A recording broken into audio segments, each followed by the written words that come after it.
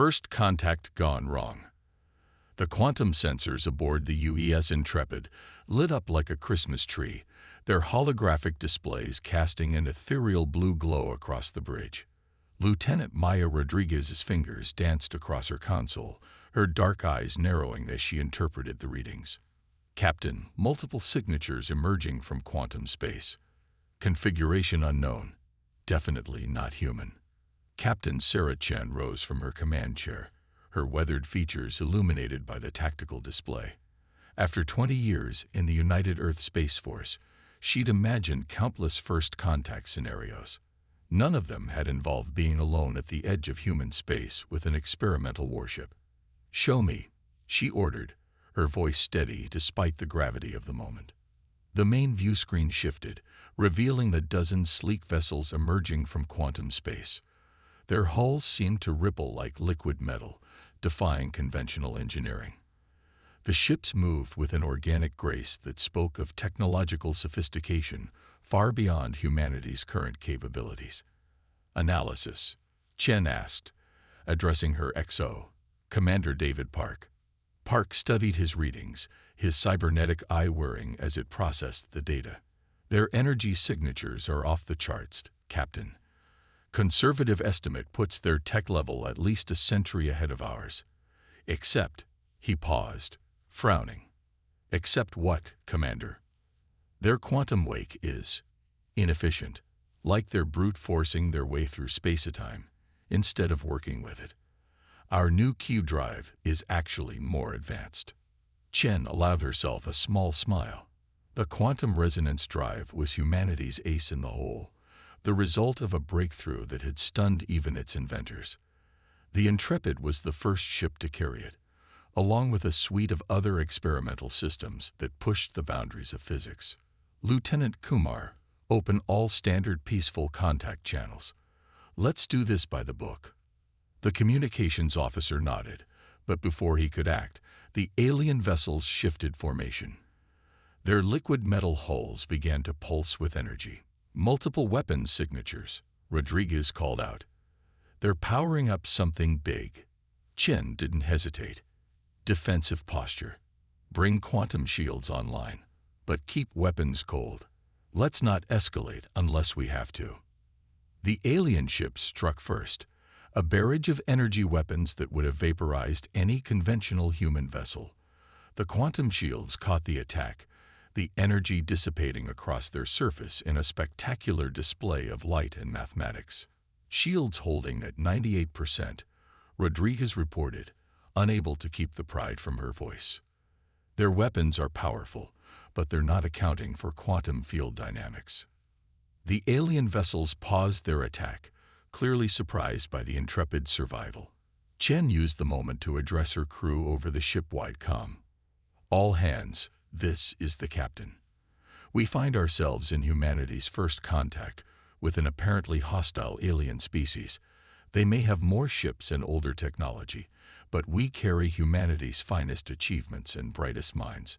Today, we show them that humanity isn't just another primitive species to be bullied or destroyed." Battle stations. The Intrepid's crew responded with practiced efficiency.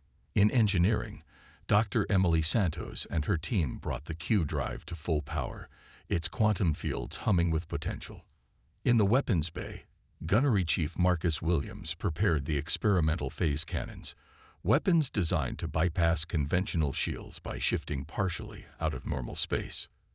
The alien fleet regrouped, launching a second attack with even greater firepower, but the Intrepid was ready. The Q drive engaged, and the massive warship danced through space in ways that should have been impossible for a vessel its size. Each alien shot missed by kilometers, their targeting computers unable to predict the quantum-shifted movements. "Their command ship is broadcasting," Kumar reported. "They're demanding our surrender, calling us primitive interlopers who need to be contained." Chen's expression hardened. "Send them our response. Weapons free, tactical pattern Delta 7. The Intrepid's phase cannon spoke, their beams shifting between quantum states as they crossed space. The aliens' advanced shields might as well have been tissue paper. The weapons struck true, crippling their lead vessel's engines. Direct hit, Rodriguez called out. Their shield technology didn't even register the attack.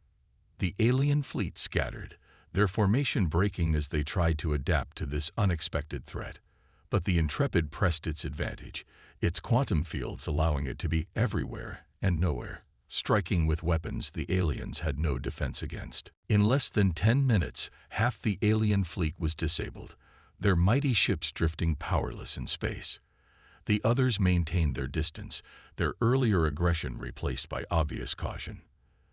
"They're hailing us again," Kumar reported. Different tone this time. They're requesting a dialogue. Chen straightened her uniform, allowing herself to fully feel the weight of this moment. Humanity's first contact had turned into humanity's first space battle, and they had won decisively.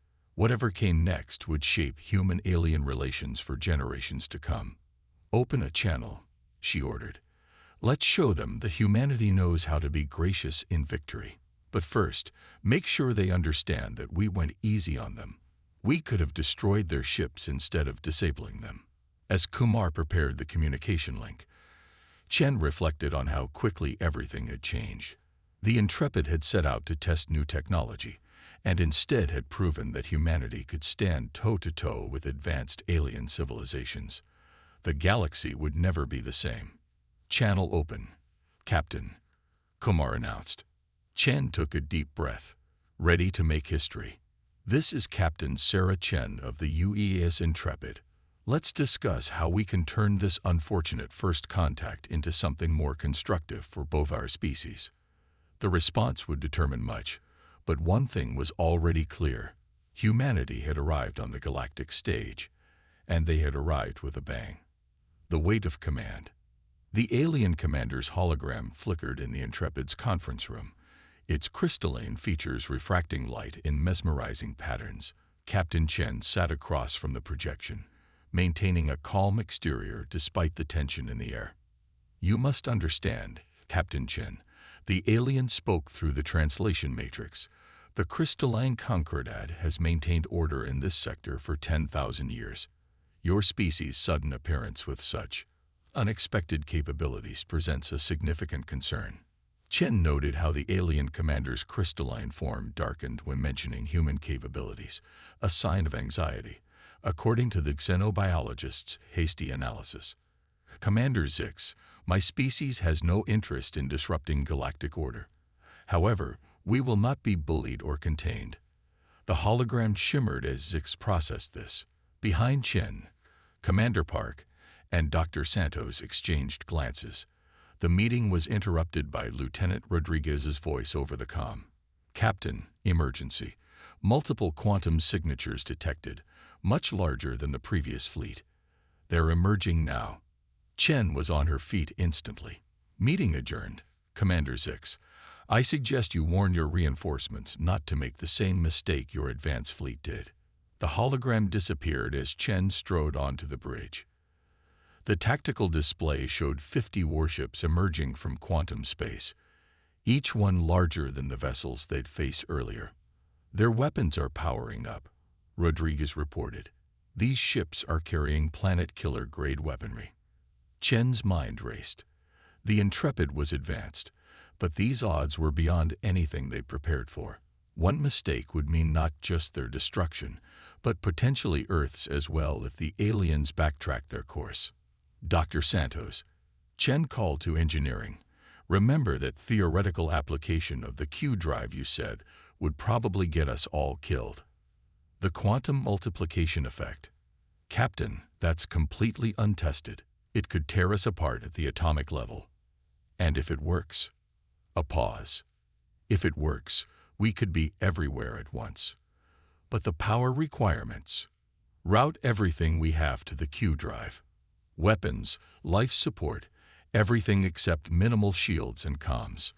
Commander Park, evacuate all non-essential personnel to the core sections."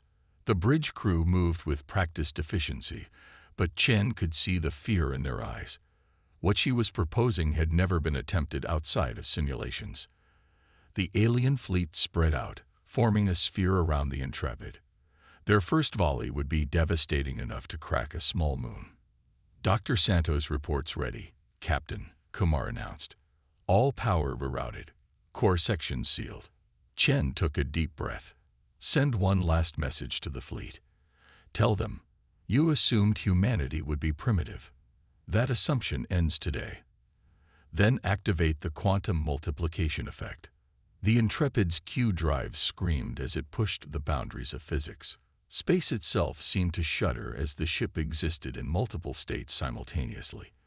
Where there had been one Intrepid, there were now dozens, each one as real as the original, each one capable of independent action. The alien fleet hesitated, their targeting systems unable to determine which Intrepid was real, because they all were in their own quantum states. Phase cannons charged on all quantum instances, Rodriguez reported, her voice filled with awe. Ready to fire. Target their weapons only, Chen ordered. Show them we can destroy them, but choose not to. Fire. Dozens of Intrepids fired simultaneously. Phase beams struck with surgical precision, slicing through advanced alien shields to disable weapon systems. The massive alien fleet found itself completely defanged in seconds. Status of the Q drive? Chen asked. Holding stable, Santos reported, surprise evident in her voice. The quantum states are actually reinforcing each other. Captain, I think we just invented an entirely new form of space combat. The alien fleet hung motionless, their planet-killer weapons reduced to scrap. Chen allowed herself a small smile. Open a channel to their flagship. Let's try this diplomacy thing again. The main screen activated, showing a council of crystalline aliens. Their faceted forms shifted rapidly, a sign of extreme agitation. This is impossible, one of them stated. No species at your development level should be capable of this. Perhaps, Chen replied. It's time to reevaluate your assumptions about development levels. Humanity doesn't follow the conventional paths you're used to. We never have. The quantum echoes of the Intrepid maintained their position, a silent demonstration of human ingenuity and determination. The aliens conferred among themselves, their crystalline forms reflecting light in increasingly erratic patterns. Finally, the lead alien spoke. The crystalline Concordat acknowledges that we may have misjudged humanity's place in the galactic community. We propose an immediate cessation of hostilities and the opening of formal diplomatic relations. Chen nodded. Agreed. And I suggest your diplomats come prepared to discuss technology exchange. Humanity has much to offer if approached as equals. As the communication ended, Chen turned to her crew.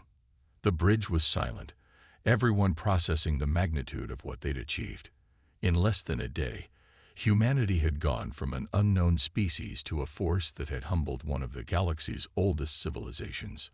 Stand down from battle stations, Chen ordered. Dr. Santos, begin power-down procedures for the quantum multiplication effect. And someone get me a direct line to Earth Command. They're going to want to hear about this.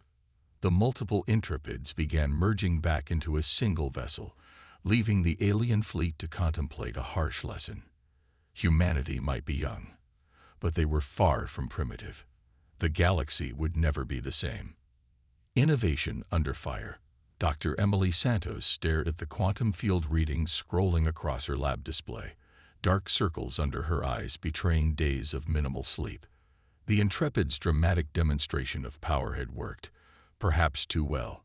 The crystalline Concordat had backed off, but their sensors detected massive fleet movements across the sector. They're afraid of us now, she muttered, taking another sip of synthetic coffee. And fear makes people, or aliens, do desperate things. The lab door slid open as Captain Chen entered. Tell me you have good news, Doctor. Our quantum scouts report the Concordat is mobilizing everything they have. Santos gestured to her simulations.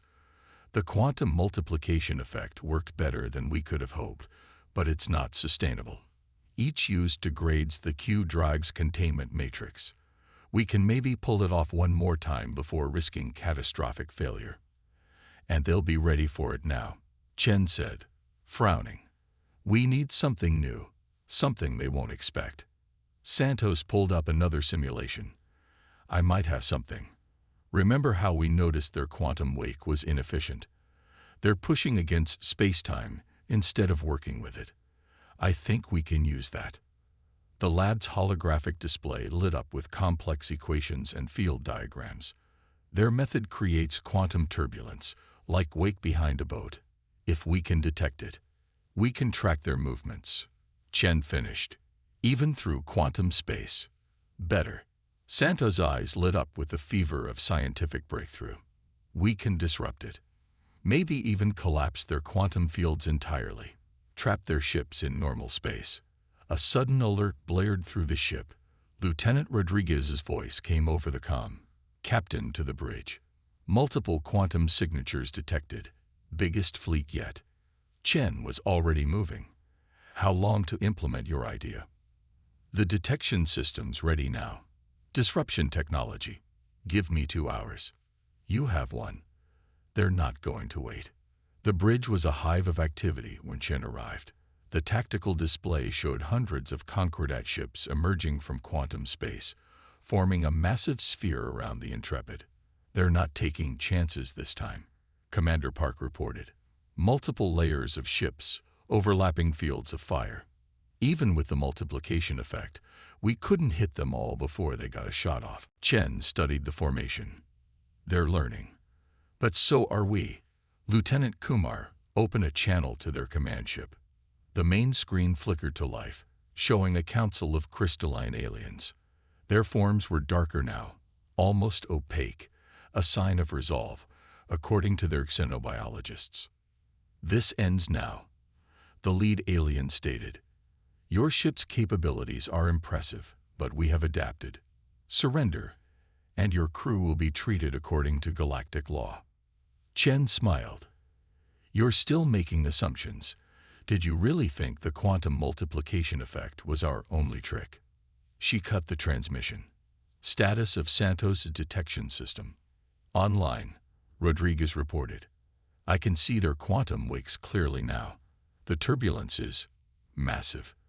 Their whole fleet is creating interference patterns. Perfect.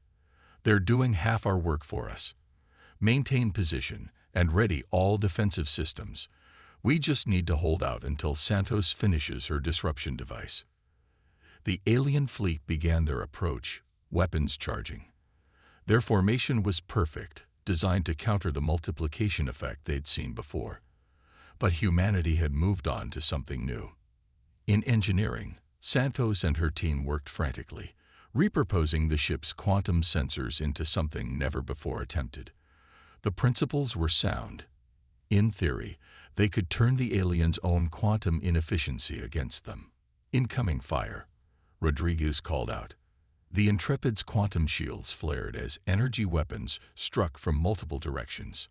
Shields at 60%, Park reported. They've adapted their weapons to our quantum frequency. Chen gripped her command chair. How long, Santos? 5 more minutes. The calibration has to be perfect, or we'll tear ourselves apart. The bridge rocked with another impact. Shields at 40%. We can't take much more of this. Chen watched the tactical display, noting how the alien ships moved in perfect coordination. All that quantum turbulence, rippling through space-time itself.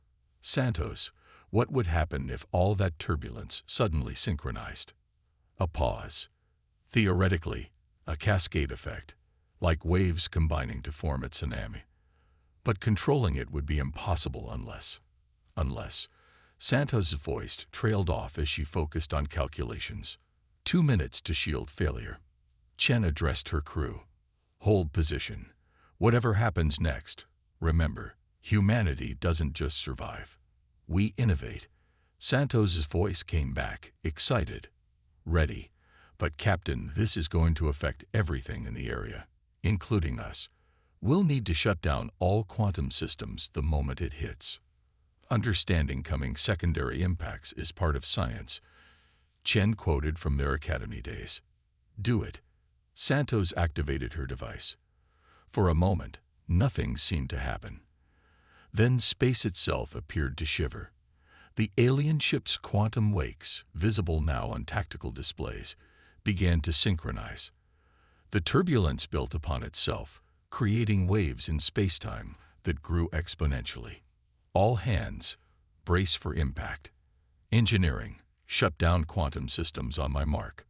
Chen watched the wave build. Now, the Intrepid went dark as every quantum system shut down simultaneously. A moment later, the wave hit. Space bent and twisted as thousands of quantum wakes combined into a single massive distortion. The alien fleet, their ships dependent on quantum fields, suddenly found themselves trapped in normal space, their advanced drives useless. Emergency power came back online. The bridge crew stared in awe at their tactical display.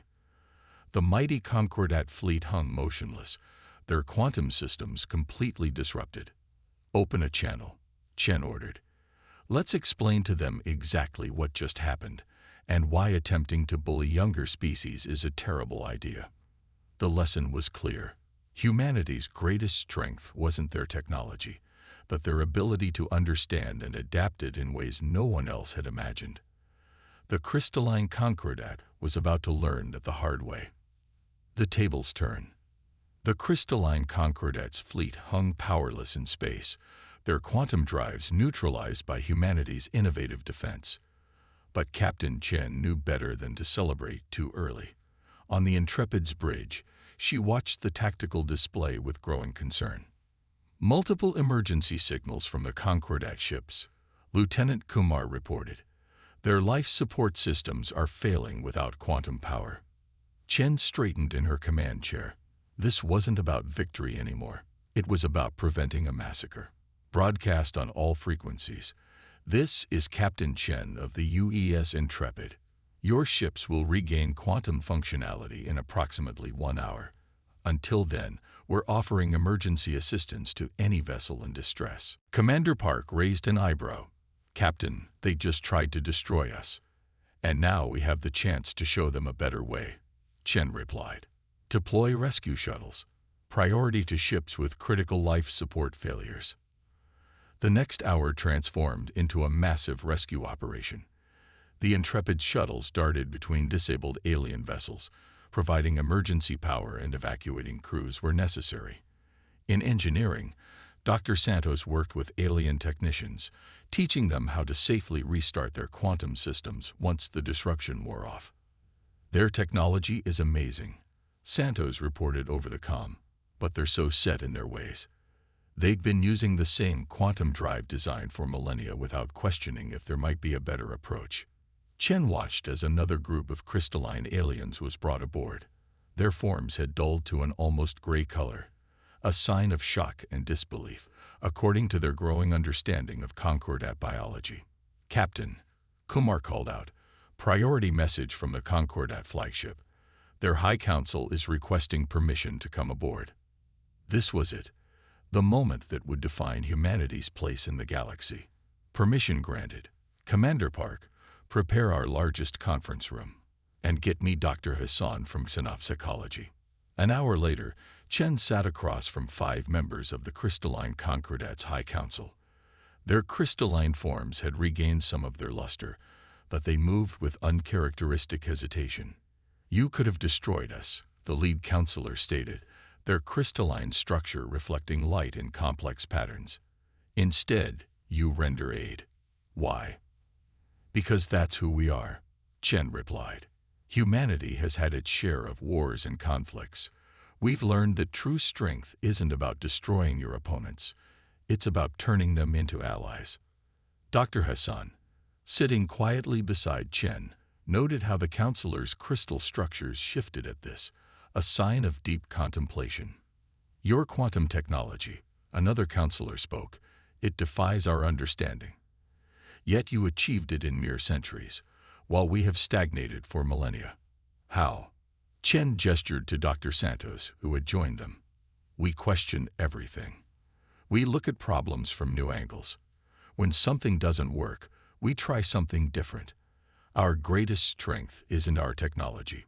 It's our adaptability. And now," Chen continued, "we're offering to share that perspective with you. a technology exchange, our innovation for your experience. Together, we could achieve things neither of our species could manage alone. The counselors conferred among themselves, their crystalline forms creating intricate light patterns as they communicated in their native fashion. Finally, the lead counselor turned back to Chen. For 10,000 years, the Concordat has believed advancement must be careful, controlled, following established patterns. Today, you showed us the flaw in that thinking. We accept your proposal. As if to punctuate their words, the quantum disruption began to fade. Across the sector, Concordat ships regained power, their crews having learned valuable lessons about both human capability and human mercy. There's something else, Chen added. We detected your fleet movements earlier. You're preparing for something bigger than us, aren't you? The counselor's forms darkened. Yes. Beyond the known regions, something stirs. Ancient enemies we thought long defeated. We believed we could handle them, as we always had. But now you're thinking there might be a better way. Indeed. The lead counselor's form brightened. Perhaps it is not coincidence that humanity emerged at this time, with your unique perspective and capabilities. The old threats may require new solutions. Chen smiled. Then let's get to work. Earth will want to establish formal diplomatic relations, but in the meantime, Dr. Santos has some ideas about improving your quantum drive efficiency. As the meeting continued, Chen reflected on how quickly everything had changed. In less than a day, humanity had gone from fighting the Concordat to planning joint operations against a greater threat. They had proven themselves not just through force of arms, but through innovation and compassion. The galaxy was changing, and humanity would help guide that change. The stars themselves seemed to shine brighter at the prospect. A new dawn. 3 months after the Intrepid's historic encounter with the crystalline Concordat, Earth's orbital shipyards bustled with unprecedented activity. Human and crystalline engineers worked side by side, their combined knowledge giving birth to a new generation of vessels. Captain Chen stood at the observation deck of Earth Station Alpha, watching as the newly christened UES Harmony took shape. The massive ship incorporated both human quantum innovation and Concordat crystal technology, representing the first true collaboration between their species. Quite a sight, isn't it? Dr. Santos appeared beside her, holding a datapad filled with joint research projects. The Concordat's crystal matrix computing combined with our quantum field manipulation. It's beautiful. And necessary, Chen added. The long-range quantum scouts confirmed the Concordat's intelligence.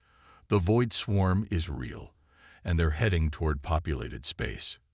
Ancient enemies of the Concordat, the void swarm had been dormant for millennia. Now they moved again, consuming everything in their path. Traditional weapons and tactics had failed against them in the past, but humanity had never faced them before. Captain Chen, Dr. Santos, a crystalline voice chimed. Council member Zix approached, their form shimmering with excited energy. The first tests of the hybrid quantum crystal drive exceeded all expectations. The efficiency improvements are revolutionary. Chen smiled. In just 3 months, the partnership had produced more innovations than the Concordat had seen in centuries. Human creativity combined with crystalline precision had proven to be a powerful combination. Admiral Chen, a young ensign called out, approaching with a datapad. Chen was still getting used to her recent promotion. Priority message from the Joint Fleet Command. The message was brief but clear. The first wave of the Void Swarm would reach Concordat space within 6 months. The new combined fleet would need to be ready. How many ships will be ready in time? Chen asked Zix.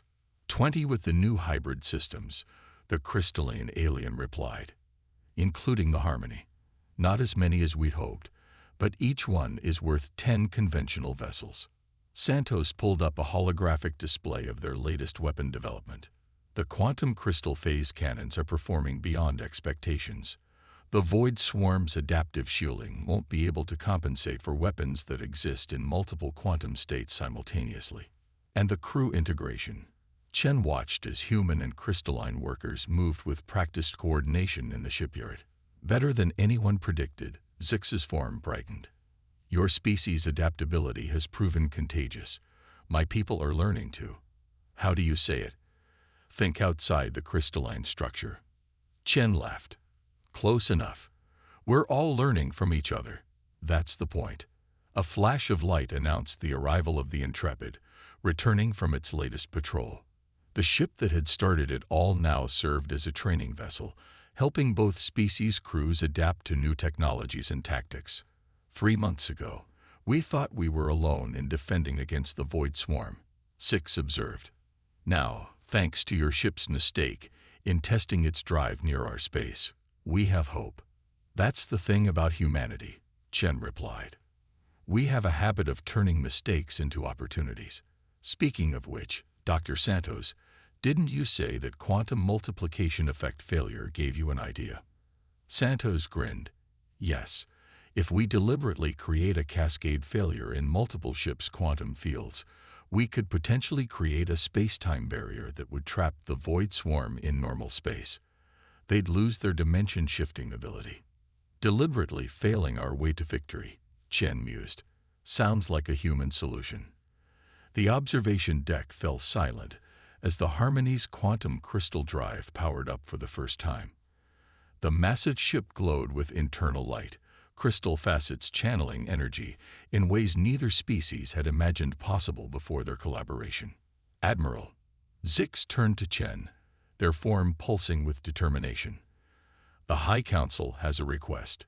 When we meet the Void Swarm in battle, we want the Harmony to lead the fleet, with you in command. Chen raised an eyebrow. Are you sure? Traditionally, the Concordat leads such operations. Traditionally, we would have faced this threat alone and likely failed. It's time for new traditions. Humanity has shown us that strength comes not just from power, but from the willingness to adapt, to try new approaches, to turn enemies into allies. Chen looked out at the fleet taking shape. Human ingenuity and Concordat wisdom, forged into something entirely new. Perhaps that was humanity's greatest gift to the galaxy, not their technology or their tactics, but their ability to imagine a different way forward. I accept, she said finally, but on one condition. We name this combined fleet something that represents both our peoples. What do you suggest? Six asked. Chen smiled, watching as another hybrid ship powered up its quantum crystal drive. It's like joining the Harmonies to create a spectacular display against Earth's backdrop. The Innovation Fleet, she said, because that's what we do best, together. As if in response, the Harmony's crystal matrix pulsed with light, sending rainbows dancing across the observation deck. The galaxy was changing, and humanity had helped spark that change. Whatever the Void Swarm brought, they would face it not as separate species, but as partners in innovation. The dawn of a new era had arrived, and it shone with both human determination and crystalline brilliance.